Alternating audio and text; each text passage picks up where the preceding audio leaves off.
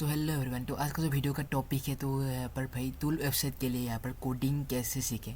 तो अगर भाई टूल वेबसाइट बनाना चाहते हो तो भाई यार कोडिंग सीखना तो बहुत ही ज़्यादा इंपॉर्टेंट है। अब हाँ, एआई का भी यार ज़माना आ चुका है तो भाई हम लोग एआई का भी इस्तेमाल करेंगे सर। खुद से कोडिंग तो नहीं करेंगे भाई, एआई का भी इस्तेमाल करेंगे।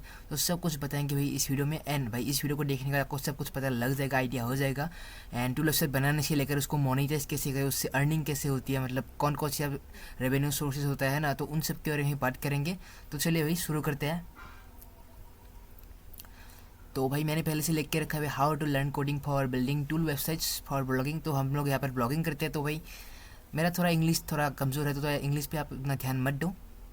तो यहाँ पर देखो to build static tool website. तो दो तरह का टूल वेबसाइट होता है, एक होता है स्टैटिक टूल वेबसाइट और एक होता है डायनामिक टूल वेबसाइट।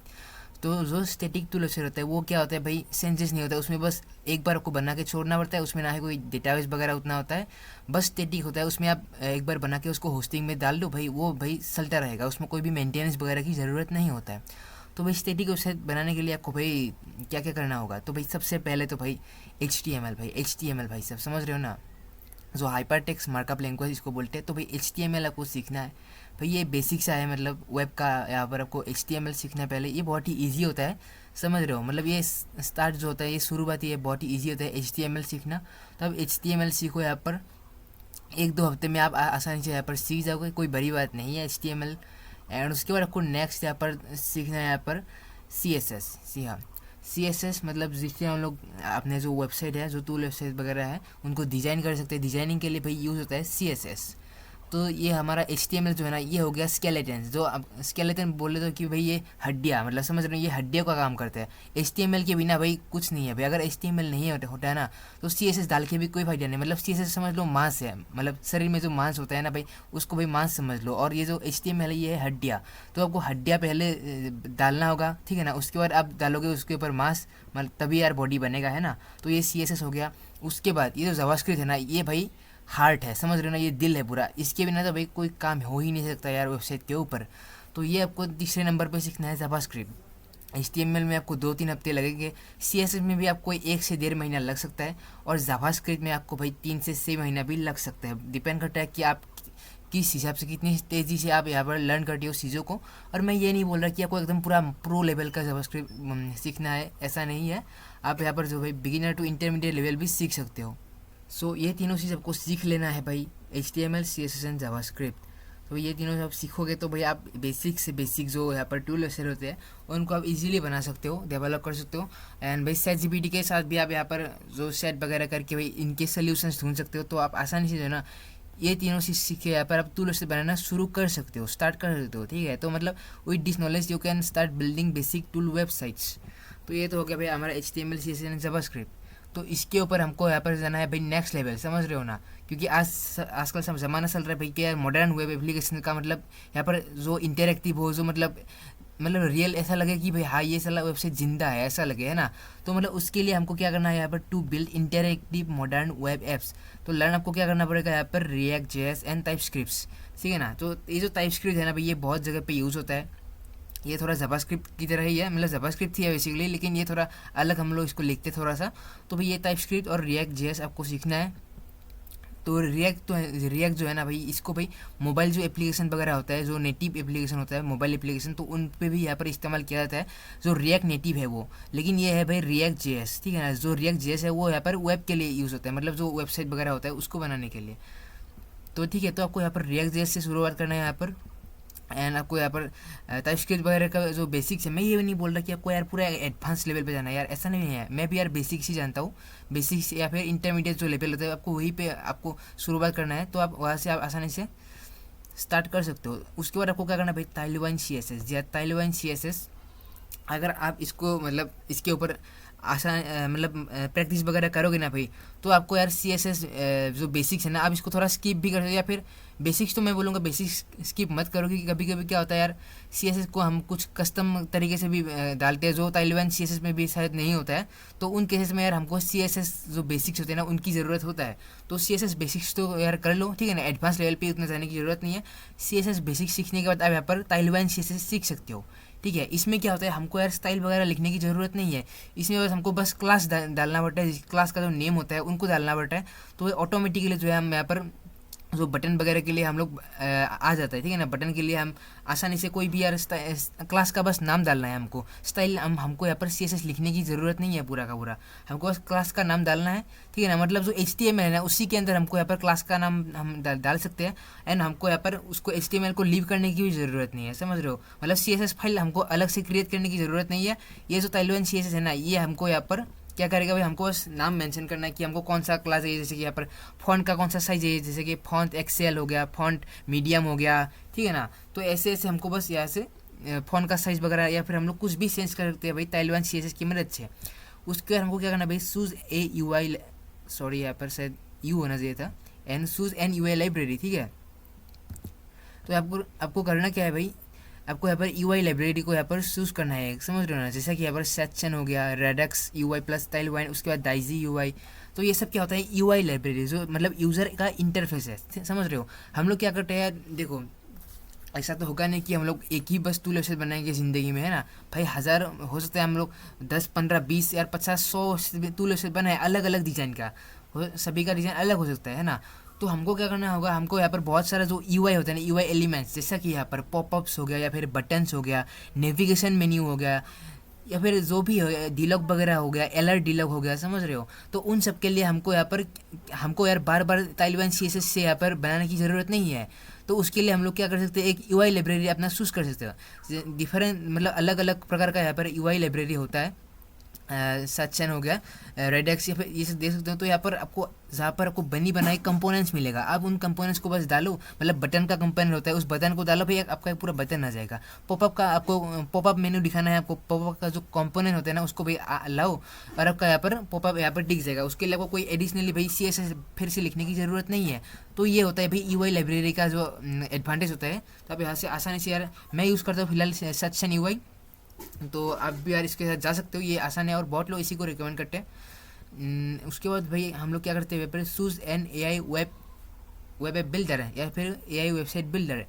ये आजकल के ज़माने में बहुत इंपॉर्टेंट है। आप कितने ही बड़े कोडर को देख लो यार, जैसे कि आपको पता होगा यहाँ पर कर्सर AI आया था। अब जो बड़े बड़े जो ऑर्गेनाइजेशन में काम करते हैं ना, वो बड़े बड़े इंजीनियर्स भी यहाँ पर कर्सर AI को यूज़ करते हैं। मतलब समझ रहे हो, कोडिंग जो AI है ना वो कितना इंपॉर्टेंट हो गया है भाई। वो लोग तो बड़े बड़े लोग हैं, हम लोग अगर छोटे लोग होकर यहाँ पर ये सब AI वेबसाइट बिल्डर का इस्तेमाल नहीं करेंगे भाई, तो हम लोग बहुत पीछे रह जाएंगे। तो हमको यार AI वेबसाइट बिल्डर का यूज़ करना ही चाहिए। तो आपको क्या करना है, एक अपना AI वेबसाइट बिल्डर से चूज़ कर लो। लवेबल है, बोल्ट है, रेप्लिट है, P0 भी है, लेकिन ये उतना खास नहीं, इसलिए मैंने इसको लास्ट में रखा है। जो मेरा नंबर 1 प्रायोरिटी है, जो मैं खुद ही यूज़ करता हूँ भाई, वो है लवेबल। सेकंड नंबर पे है हमारा यहाँ पर बोल्ट। थर्ड नंबर पे है रेप्लिट, ये भी अच्छा खासा काम करता है। रेप्लिट एजेंट की तरह है, मतलब ये काम करता है। लेकिन ये जो P0 है ये थोड़ा कमज़ोर लगा, मैंने पहले इसको ट्राई किया था, लेकिन ये थोड़ा मुझे उतना खास नहीं लगा इंप्रेसिव। जो मैं यहाँ पर पर्सनली यूज़ करता हूँ वो है यहाँ पर लवेबल। और आपको भी यार एक अपना वेबसाइट बिल्डर चूज़ कर लेना चाहिए। ऐसा नहीं कि हर रोज़ कोई, देखो हर रोज़ कोई नया वेबसाइट बिल्डर लॉन्च होता है, कंपनीज लॉन्च कर रही है, क्योंकि भाई उनको इस फील्ड में पैसा दिखता है, कोडिंग फील्ड में पैसा दिखता है। यहाँ पर जो AI वेबसाइट बिल्डर है ना, उसमें आप भाई कितना ही यार मतलब जो नया नया कंपनी आ रहा है अपना कोई ना कोई लॉन्च कर रहा है। गूगल भी अपना जेमिनी लॉन्च कर रहा है, समझ रहे हो, या फिर जो फायरबेस स्टूडियो वगैरह है वो लोग लॉन्च कर रहे हैं, क्योंकि भाई पता है भाई कोडिंग फील्ड में पैसा है, और साथ में भाई कोडिंग के साथ अगर AI को जोड़ देना भाई, तो उसमें तो भाई पैसों की बारिश ही होना है, समझ रहे हो। तो ये लोग बड़ी बड़ी कंपनी भाई रोज़ कोई ना कोई नया वेबसाइट बिल्डर लाएंगे। आपको यार इतना स्विच करने की ज़रूरत नहीं है। आप बस एक किसी वेबसाइट बिल्डर को चूज़ कर लो एंड उसमें मास्टरी कर लो, ठीक है ना। अगर आप बोल को यूज़ करते हो तो उसी में मास्टरी कर लो भाई, उसको जानो अच्छे से ये कैसे काम करता है, ठीक है ना। तो आप ऐसे अपना एक वेबसाइट बिल्डर चूज़ कर लो। मैं फिलहाल यूज़ करता हूँ लवेबल। उसके बाद हम लोग थोड़ा और नीचे चलते हैं। फॉर प्रोजेक्ट डिप्लॉयमेंट ही है, हम यहाँ पर प्रोजेक्ट तो बनाते हैं यहाँ पर, ठीक है ना। तो हमको यहाँ पर गिटहब के बारे में भी जानना बहुत ज़रूरी है। सो गिटहब में जो है ना, आप क्या कर सकते हो, अपने जो प्रोजेक्ट्स है ना उनको यहाँ पर अपलोड कर सकते हो, फ्री में होस्ट कर सकते हो, उन पे अपडेट्स डाल सकते हो, ठीक है ना। ऑटोमेटिक आप अपडेट वगैरह डाल सकते हो, और गिटहब में भी आपको बहुत सारा AI फीचर्स मिल जाते हैं, ठीक है ना। आपके अगर प्रोजेक्ट में कोई खामियां वगैरह है वो भी यहाँ पर ऑटोमेटिक डिटेक्ट होता है। तो गिटहब पे जो है ना हम अपने प्रोजेक्ट्स को यहाँ पर अपलोड कर सकते हैं फ्री में, समझ रहे हो। और उसके बाद हम लोग यहाँ पर क्या करते हैं भाई, नेटलिफाई का इस्तेमाल कर सकते हैं यहाँ पर जो डिप्लॉय करने के लिए प्रोजेक्ट को, मतलब लाइव करने के लिए। होस्टिंग आप बोल सकते कि जो होस्टिंग होता है ना, ये होस्टिंग के लिए हम लोग नेटलिफाई यूज़ करते हैं, जो कि फ्री होता है। और फर्सेल का भी यूज़ करते हैं। फर्सेल में आपको पता होगा नेक्स्ट जेएस का जो यहाँ पर एप्लीकेशन वगैरह होता है, वेब एप्स, तो वहाँ पर फर्सेल ज़्यादातर यूज़ होता है। तो अब इन दोनों के बारे में भी जानो। तो ये तो हो गया हमारा यहाँ पर स्टैटिक टूल वेबसाइट के लिए, समझ रहे हो ना। तो स्टैटिक वेबसाइट के लिए यहाँ पर अब यहाँ से शुरुआत कर सकते हो बेसिक्स के लिए, लेकिन अगर आप थोड़ा इंटरेक्टिव थोड़ा मॉडर्न लुक का आपको चाहिए तो आप यहाँ पर जो है ताइलवन CSS वगैरह सीख लो, यहाँ पर UI लाइब्रेरी आप अच्छे से एक पकड़ लो। उसके बाद आप रिएक्ट जेएस और टाइपस्क्रिप्ट के बारे में भी आप अच्छे से यहाँ पर नॉलेज गेन कर लो यार, ठीक है। यूट्यूब में बहुत सारा वीडियो पड़ा हुआ है, वहाँ से आपको सीखना है बस। उसके बाद आपको क्या करना है, जब भी हम लोग टूल वेबसाइट बनाते हैं हमको पहले से ही यहाँ पर जो हम लोग जब प्लानिंग करेंगे ना भाई, तो वहाँ पर हमको मोनेटाइजेशन का भी प्लानिंग कर लेना चाहिए, समझ रहे हो। तो यहाँ पर मैंने लिखा रहेगा in tool website development choosing and planning monetization opportunities is very important before you start developing a tool. जी हाँ, ये बहुत ही इंपॉर्टेंट है। कई बार मेरे साथ भी पिछले मतलब मैंने जब नया नया टूल डेवलपमेंट स्टार्ट किया था तो मेरे साथ ऐसा हुआ कि भाई मैं टूल ऐसे बनाया, मैंने यहाँ पर एडसेंस मैंने सोचा चलो मैं मोनेटाइजेशन जो सोर्स है उसको मैं एडसेंस एज ही रखूँगा, समझ रहे हो। एडसेंस हो गया, फिर एड मैनेजर जो भी है यहाँ पर मैं एच के थ्रू मतलब पैसा कमाऊंगा मैं टूल से। लेकिन बाद में मुझे पता चलता है कि जो मैं जिस टूल में काम कर रहा हूँ ना उसमें तो भाई यार एच से यहाँ पर अपॉर्चुनिटी बहुत कम है भाई, वो भाई सास वाली प्रोडक्ट है, समझ रहे हो। तो आपको पहले देखना है कि आप जो टूल डेवलप कर रहे हो क्या आप उसको एच से मोनेटाइज करोगे तो ज़्यादा आपको प्रॉफिट होगा, या फिर जो आप सास बनाओगे तो ज़्यादा प्रॉफिट होगा। सास का मतलब है जो आप टूल है ना उसको आप एक सर्विस की तरह मतलब ऑडियंस को बेचोगे, जो यूज़र है ना उसको बेचोगे, मतलब हर महीने भी बेच सकते हो, या फिर वन टाइम पेमेंट उनसे आप कलेक्ट करो, उसके बाद आप उनको लाइफ टाइम यहाँ पर फ्री में उसको एक्सेस दो, है ना। तो ये होता है सास के ऊपर। और बाकी ये जो एड्स होता है ना, ये होता है हम यहाँ पर डायरेक्ट जो एडसेंस का एड वगैरह लगाते हैं वो होता है भाई एडसेंस एडएक्स हो गया जो भी है। तो आपको क्या करना है भाई, मोनेटाइजेशन जो ऑप्शन है वो आपको ढूंढ लेना है यहाँ पर एड्स, या फिर आप क्या बनाना चाहते हो, मतलब क्या आपको कोई सॉफ्टवेयर बनाना है, मतलब जो आप टूल वेबसाइट को क्या भाई यहाँ पर सब्सक्रिप्शन बेस्ड मॉडल बनाना चाहते हो या फिर वन टाइम ऑफर, समझ रहे हो। ये आपको पहले से ही डिसाइड कर लेना है, या फिर आप सिर्फ और सिर्फ एड्स के ऊपर ही जाना चाहते हो, ये आपको डिफाइन कर लेना है। या फिर आप दोनों के ऊपर ही जा सकते हो, है ना, दोनों के ऊपर ही जा सकते हो। लेकिन कुछ लोग भाई जो मैं बाहर के जो कोडर वगैरह है जो यहाँ पर टूल वेबसाइट वगैरह बनाते हैं वो ज़्यादातर सास वेबसाइट ही प्रीफर करते हैं। लेकिन हमारे जो अगर आप इंडिया को यहाँ पर टारगेट कर रहे हो तो यार बेहतर ये होगा कि आप यहाँ पर एडसेंस के साथ ही जाओ, क्योंकि भाई जो हम इंडिया वाले हैं ना वो भाई ऐड देखने के लिए भाई हम 100 ऐड दिखा लो भाई, लेकिन हमको भाई पैसा नहीं देना भाई, समझ रहे हो। तो वैसा ही है, तो अगर आपका टारगेटिंग ऑडियंस इंडिया में है तो भाई यहाँ पर आप कोशिश करो कि एच के साथ जाओ, या फिर अगर आपका जो ऑडियंस है वो टीयर 1 कंट्री से है जहाँ पर परचेसिंग पावर हाई है और आपका टूल भी अच्छा है, तो आप यहाँ पर सब्सक्रिप्शन बेस्ड मॉडल में जा सकते हो, या फिर वन टाइम ऑफर भी आप दे सकते हो, है ना। तो ये हो गया आपका मोनेटाइजेशन ऑप्शन है, यहाँ पर देख सकते हो। टूल वेबसाइट के लिए ये दोनों बहुत अच्छे से काम करते हैं। उसके बाद भाई यहाँ पर आता है भाई, ये तो हमने बात कर लिया यहाँ पर स्टैटिक टूल वेबसाइट का, ठीक है। ऊपर हमने बात कर लिया स्टैटिक टूल वेबसाइट, मतलब देखो अगर आप यहाँ पर सास बना रहे हो तो आपको यार डायनेमिक की जरूरत होगा, है ना। तो ये जो होगा इसको मैं थोड़ा नीचे कर देता हूँ, क्योंकि जो ये एच का है ना यही तक था भाई डायनेमिक, क्योंकि ये जो सास है ना अगर आप सास को लगाओगे मतलब सॉफ्टवेयर को लगाओगे तो आपको यहाँ पर डायनेमिक ही बनाना होगा। अब स्टैटिक टूल में यार कहाँ से मतलब सास वगैरह बनाओगे, क्योंकि उसमें भाई होता है क्या, लॉगिन होता है, लॉगिन यूज़र का लॉगिन होगा, यूज़र समझ रहे हो ना, लॉगिन करेगा, रजिस्ट्रेशन करेगा, आपको यहाँ पर डाटाबेस लगेगा, ऑथेंटिकेशन लगेगा। तो भाई ये होता है भाई डायनामिक टूल वेबसाइट के लिए। तो आपको करना क्या है यहाँ पर learn about database and authentication. जी हाँ, आपको डेटाबेस के ऊपर थोड़ा रिसर्च मतलब पढ़ना होगा, एंड उसके बाद ऑथेंटिकेशन के ऊपर आपको यहाँ पर नॉलेज गेन करना होगा। तो आपको यहाँ पर बैकएंड के बारे में यहाँ पर आपको थोड़ा ज़्यादा नॉलेज रखना होगा। यहाँ पर PHP हो गया, या फिर अलग अलग स्क्रिप्ट सॉरी अलग अलग लैंग्वेज है यहाँ पर PHP, जो कि आपको पता होगा होस्टिंग हम लोग वर्डप्रेस वगैरह जो यूज़ करते हैं उनको पता होगा यहाँ पर PHP होता है यहाँ पर वर्डप्रेस में बैकएंड की लिए। एंड उसके बाद जो Node.js होता है, पाइथन वगैरह होता है, गो होता है, गोलैंग, ये भी आजकल बहुत पॉपुलर हो रहा है। मैं फिलहाल यूज़ कर रहा हूँ यहाँ पर PHP, एंड मुझे Node.js का भाई एंड भी नहीं पता, ठीक है ना। मैं बस यहाँ पर आपको बोल रहा हूँ कि ये सब ऑप्शन होता है, पाइथन वगैरह भी होता है, ये पाइथन भी बहुत यूज़ होता है, तो समझ रहे हो। तो यहाँ पर देख, और उसके बाद जो डाटाबेस ऑप्शन, समझ रहे हो, ये तो हो गया हमारा बैकएंड ऑप्शन। उसके बाद डाटाबेस भी डिफरेंट अलग अलग प्रकार का, यहाँ पर जो SQL होता है या फिर माई SQL भी एक है। उसके बाद भाई सुपरबेस, देखो ये सुपरबेस आपको डाटाबेस का भी काम करेगा, उसके बाद भाई स्टोरेज का भी काम करेगा, समझ रहे हो। ये स्टोरेज मतलब एक सर्विस ही है, एक प्रकार से बोल सकते हो। उसके बाद है एक MongoDB, ये भी एक डेटाबेस का यहाँ पर अच्छा मतलब बहुत लोग इसको यूज़ करते हैं, लेकिन ये थोड़ा प्रीमियम है, मतलब पेड है। और सुपरबेस भी यहाँ पर प्रीमियम है, लेकिन आप इसको सेल्फ होस्ट भी कर सकते हो अगर आपके पास खुद का सर्वर है, VPS सर्वर। एंड उसके बाद ये था भाई माई SQL, इसको आप यहाँ पर नॉर्मल जो होस्टिंगर का होस्टिंग है उसमें भी डाल सकते हो, जो शेयर्ड होस्टिंग होता है उसमें भी आपको माई SQL देखने को मिल जाएगा। और मैं यहाँ पर क्यों क्या यूज़ करता हूँ, करेंटली मैं क्या यूज़ कर रहा हूँ उसके बारे में बात करेंगे, क्योंकि मेरे पास कोई यहाँ पर खुद का VPS सर्वर नहीं है, मैं बस यहाँ पर होस्टिंगर का यहाँ पर शेयर्ड होस्टिंग यूज़ करता हूँ। एंड देखो उसके लिए मैं क्या करता हूँ भाई, रिएक्ट, ठीक है ना, रिएक्ट का मैं इस्तेमाल करता हूँ। उसके बाद भाई तालिबान CSS, ये तालिबान CSS का मैं यूज़ करता हूँ। एंड सच एंड UI जो कंपोनेंट वगैरह होता है, या फिर जो भाई क्या बोलते हैं उसको, जो बटन्स वगैरह हो गया या फिर कोई मेन्यू वगैरह हो गया, लॉगिन का कोई मेन्यू, तो भाई सच एंड UI का आप इस्तेमाल करते हो। उसके बाद भाई तो यहाँ पर जो बैकएंड जो सर्वर का जो लैंग्वेज है, सर्वर साइड लैंग्वेज, तो उसके लिए मैं यूज़ करता हूँ भाई PHP। एक होता है भाई जो फ्रंट एंड का जो लैंग्वेज होता है, जो ब्राउजर में दिखता है ना, वो लैंग्वेज तो आपको पता है जावास्क्रिप्ट है। जो यहाँ पर बैकएंड में यूज़ करते हो, यहाँ पर क्या है, यहाँ पर PHP, ठीक है। इसको हम लोग सर्वर में कोई भी कोड रन कर सकते हैं, तो वो भी ब्राउजर में डिस्प्ले नहीं होगा, तो वो PHP भाई सर्वर में ही डिस्प्ले होगा। लेकिन उसके लिए आपको एक सर्वर चाहिए होगा, आप होस्टिंग वगैरह ले सकते हो, होस्टिंग का, ठीक है ना। नीचे डिस्क्रिप्शन में लिंक वगैरह मैं देता रहता हूँ, तो आप वहाँ से अगर खरीदते हो तो यार मुझे भी थोड़ा सपोर्ट मिल जाएगा। उसके बाद भाई क्या है, MySQL, ये होता है डाटाबेस के लिए, समझ रहे हो। डेटाबेस के लिए मतलब जो अगर कोई यूज़र रजिस्टर करेगा, या फिर उसका यूज़र का यहाँ पर क्या मतलब परचेज हिस्ट्री वगैरह सेव करने के लिए, समझ रहे हो, उसको हम लोग यहाँ पर डेटाबेस में सेव करेंगे। वो क्या है, यहाँ पर MySQL। डेटाबेस के लिए मैं यूज़ करता हूँ MySQL, और जो बैकएंड लैंग्वेज है, जो सर्वर साइड लैंग्वेज है, वो PHP। एंड जो UI डिजाइनिंग के लिए होता है, या फिर जो CSS वगैरह, वो तालिबान और ये संभाल लेता है। उसके बाद भाई पूरा एप्लीकेशन को बनाने के लिए यहाँ पर मैं रिएक्ट का इस्तेमाल करता हूँ, ठीक है। तो ये हो गया भाई टोटल सारी चीज़ें। उसके बाद भाई बात करते हैं भाई होस्टिंग कंसिडरेशन।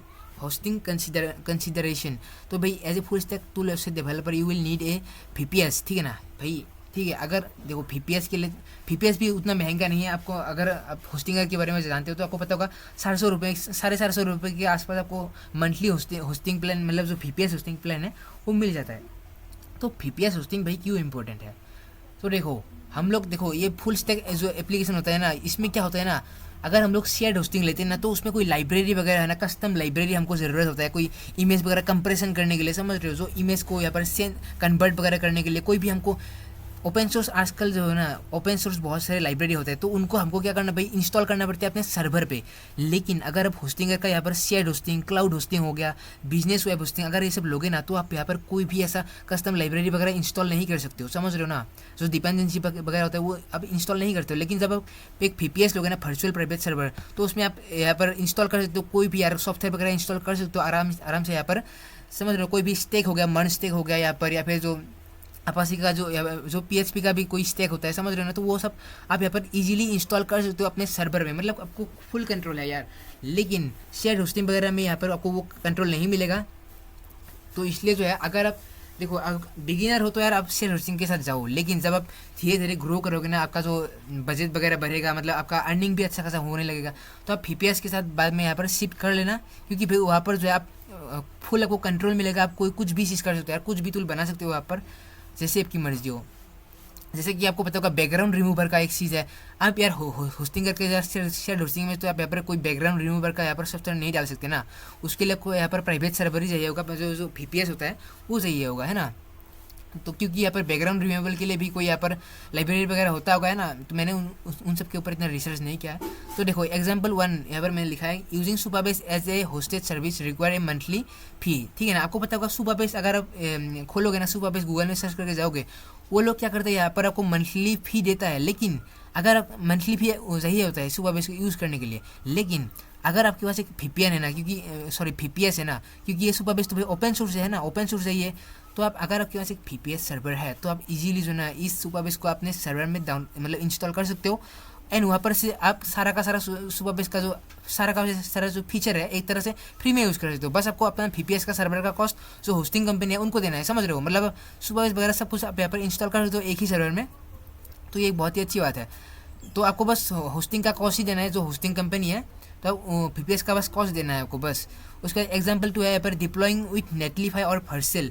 मैं आपको यहाँ पर सर्च चाहिए होगा, अगर आप नेटलीफाई का फ्री लिमिट क्रॉस करोगे, या फिर फर्सेल का जो फ्री लिमिट है उनको अगर क्रॉस करोगे ना, तो आपको यहाँ पर फ्री यूजेस लिमिट आ जाएगा। लेकिन अगर आप यहाँ पर फर्सेल और नेटलीफाई का अगर एक अल्टरनेटिव भी है, जो कि है ओपन सोर्स का भी यही फायदा है, आप उनको यहाँ पर अपने सर्वर में यार इंस्टॉल वगैरह करो, आराम से यूज़ करो, है ना। जो एक कूलीफाई है, ये देखो इसका नाम है कूलीफाई, ये है भाई नेटलीफाई और फर्सेल का अल्टरनेटिव, जो कि बिल्कुल फ्री है। मतलब ये लोग भी यहाँ पर प्रीमियम ऑफर करते हैं, लेकिन आप कूलीफाई को अपने खुद के सर्वर में इंस्टॉल कर सकते हो, जिसकी वजह से आप अपना कुछ जितना भी आपका वेब एप्लीकेशन होता है ना, उनको आप अपने सर्वर से ही डिप्लॉय कर सकते हो। आपका खुद का डैशबोर्ड होगा, समझ रहे हो ना। तो आपको फर्सेल और ये सब नेटलीफाई की कोई ज़रूरत नहीं होगा फिर। तो भाई ये सब जो आप सिंगल डैशबोर्ड से मैनेज करते हो, तो भाई जब आप एक सर्वर ऑन करते हो ना तो आपको ये सब बेनिफिट देखने को मिलेगा। आप अपने सर्वर को भाई रूट एक्सेस मिलता है अपने सर्वर में, तो आप कुछ भी कर सकते हो, अपने सर्वर के साथ खेलो, कुछ भी करो भाई, कोई फ़र्क नहीं पड़ता। उसके बाद भाई देखो लर्न अबाउट कैचिंग। सो ये कैचिंग है, एक कैचिंग भाई डिफरेंट प्रकार के होते हैं। जैसे कि यहाँ पर ब्राउज़र कैचिंग हो गया, ये हमने बहुत लोगों ने सुना होगा। ब्राउज़र कैचिंग होता है जिसमें होता है एक कैच रूल करके होता है ना कुछ यहाँ पर, जिसमें हम लोग 365 डेज हो गए, फिर 20 जितना भी स्टैटिक फाइल होता है ना उनको हम लोग ब्राउज़र में कैच कर सकते हैं। आपको पता होगा प्रोग्रेसिव वेब ऐप होता है यहाँ पर PWA, जिसमें हम लोग सर्विस वर्कर्स का यहाँ पर इस्तेमाल करते हैं यहाँ पर इस चीज़ को यहाँ पर कैच करने के लिए यूज़र के ब्राउज़र में समझ रहे हो, ताकि जब वो यूज़र दोबारा हमारे वेबसाइट में आए रिविजिट करे तो वो यहाँ पर जो है ऑटोमेटिक जो है फाइल जो है सर्वर पे ना रिक्वेस्ट जाके यहाँ पर ब्राउज़र से ही लोड हो जाए। तो उसके लिए हम लोग ब्राउज़र कैचिंग का इस्तेमाल करते हैं। और जो एज कैचिंग होता है ना, ये क्या होता है, होस्टिंग हम लोग यहाँ पर होस्टिंग यूज़ करते हैं ना, या फिर हम लोग CDN भी यूज़ करते हैं। तो CDN में क्या होता है ना, CDN को समझ लो एक एज सर्वर है, ठीक है ना, तो वहाँ पर हम लोग CDN के अंदर भी यहाँ पर कैचिंग कर सकते हैं। जहाँ पर क्या होगा, यूज़र के ब्राउज़र से ना डायरेक्ट यहाँ पर CDN सर्वर में रिक्वेस्ट जाएगा, जो एज सर्वर है वहाँ पर रिक्वेस्ट जाएगा। हमारा जो ओरिजिन सर्वर है ना होस्टिंग में, उसमें कोई भी रिक्वेस्ट जाएगा ही नहीं। तो भाई CDN सर्वर में यहाँ पर रिक्वेस्ट जाएगा तो भाई हमारा खर्चा भी बचेगा और यूज़र को भाई यहाँ पर बेनिफिट भी मिलेगा, यूज़र को भी, तो भाई उसका भी फास्ट होगा, समझ रहे हो। तो भाई एज कैचिंग भी बहुत ही ज़्यादा ज़रूरी है। तो हम लोग यहाँ पर क्लाउडफ्लेयर से यहाँ पर एज कैचिंग भी कर सकते हैं इजीली से। इसको मैं भाई फ्यूचर के वीडियो में इसके बारे में बात कर रहा हूँ। उसके बाद भाई बात आता है API कैचिंग। आजकल के ज़माने में आपको पता होगा भाई बहुत सारा जो कंपनी वगैरह होता है वो यहाँ पर फ्री में API वगैरह प्रोवाइड करते हैं। जैसे कि को पता होगा यहाँ पर एक है यहाँ पर IPAPI.co करके एक है, जहाँ से हम लोग API यूज़र का जो लोकेशन वगैरह है ना, API फ्री में वहाँ पर API मिलता है, तो हम लोग यहाँ पर यूज़र का लोकेशन वगैरह देख सकते हैं ना। तो हम लोग क्या कर सकते हैं, जो IPJSON का उसका भी एक लिमिट होता है, डेली का लिमिट होता है ना।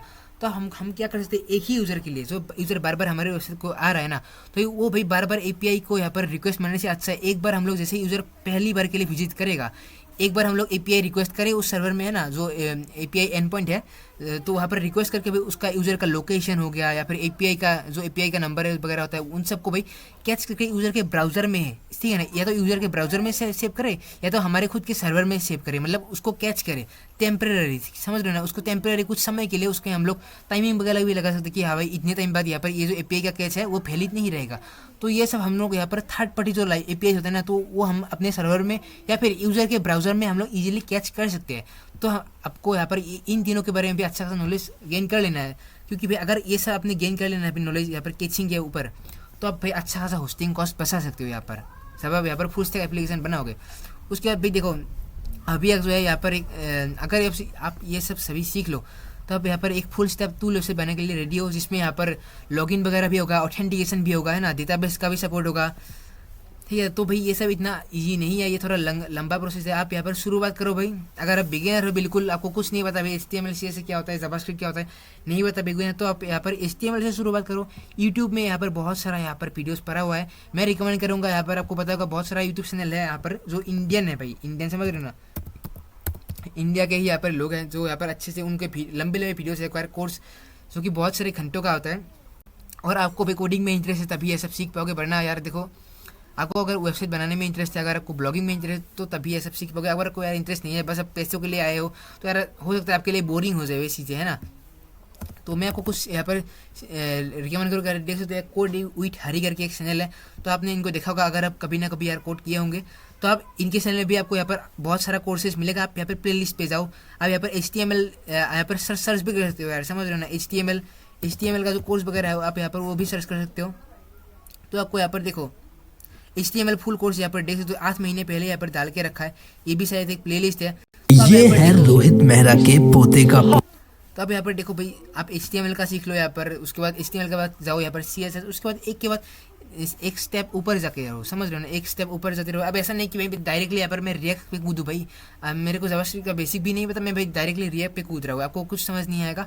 तो आप पहले यार HTML से शुरुआत करो, उसके बाद CSS जावास्क्रिप्ट, उसके बाद रिएक्ट सीखो, तालिबान CSS के ऊपर नज़र डालो, उसके बाद भाई आपका सत्सन तो ये सब तो भाई बहुत ही आसान है यार, आपको वहाँ पर बस सीखने की कोई ज़रूरत ही नहीं है। ये जो UI लाइब्रेरी है उतना यहाँ पर सीखने की ज़रूरत नहीं है, बस ड्रैग एंड ड्रॉप का यहाँ पर कॉपी पेस्ट का ही चीज़ होता है यहाँ पर जो UI लाइब्रेरी वगैरह होता है। तो यही था भाई आज की वीडियो में, यहाँ पर फुल डिटेल यहाँ पर आप कैसे टूल वेबसाइट समझ रहे हो, कैसे कोडिंग सीखे यहाँ पर स्टेप बाय स्टेप, यहाँ पर बेसिक्स टू यहाँ पर एडवांस जो स्टैटिक टूल से लेके हमने बात किया यहाँ पर जो डायनामिक टूल वेबसाइट होता है, तो आप यहाँ पर सीखो भाई बेसिक से। यहाँ पर आप यहाँ पर स्क्रीनशॉट वगैरह भी लेके रख सकते हो, या फिर मैं डिस्क्रिप्शन में यहाँ पर डाल लूँगा इसको, आप उसको भी यहाँ से कॉपी वगैरह कर सकते हो, है ना। तो भाई अगर मैंने कोई भी सवाल वगैरह है तो भाई कमेंट करके बता देना। आज के लिए बस इतना यार, मिलेंगे नेक्स्ट वीडियो में, बाय।